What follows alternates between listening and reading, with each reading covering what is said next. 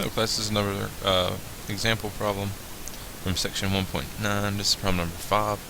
So we're finding the distance between these 2 points, and if you remember from your note, the distance formula is based on the Pythagorean theorem, and we get the square root of the difference between the x coordinates, so the difference between these two squared, plus the difference between the y coordinates squared. And then we take the square root after we sum. So let's plug into the formula and see what we end up with. Alright, so subtracting the two x coordinates, 4/7 minus 2/7 squared, plus subtracting the two y coordinates, 5/8 minus 3/8 squared. Okay, it doesn't matter because you're squaring afterwards. If you flip-flop these, meaning like you called this x2 here, so that would make this y2, but if you put, 3/8 here and 5/8 here, it still wouldn't matter because you're squaring afterwards. So it's really hard to mess up the distance formula. Alright, now 4/7 minus 2/7 is 2/7. Alright, and I'm squaring that. Plus 5/8 minus 3/8 is 2/8. Okay, 2/8 reduces to 1/4. Alright, and I'm also squaring that. Alright, and remember to square fractions, you just square the top, so 2 squared is 4, and you square the bottom, 7 squared is 49. Same thing over here, 1 squared is 1, 4 squared is 16. So I need to add these two and then take their square root. So I'm going to do it on my calculator.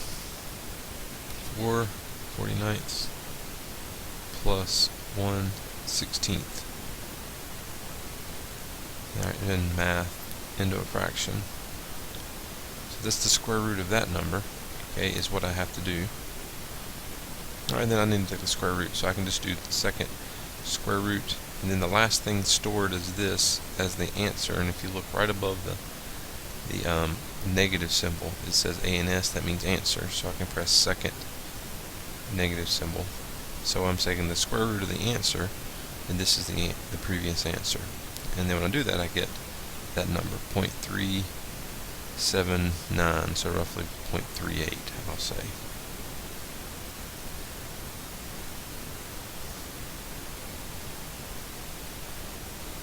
Alright, now I also want to show you that I could plug in exactly this from the very beginning. So if you look, I've got the square root of, and remember square root always opens as parentheses.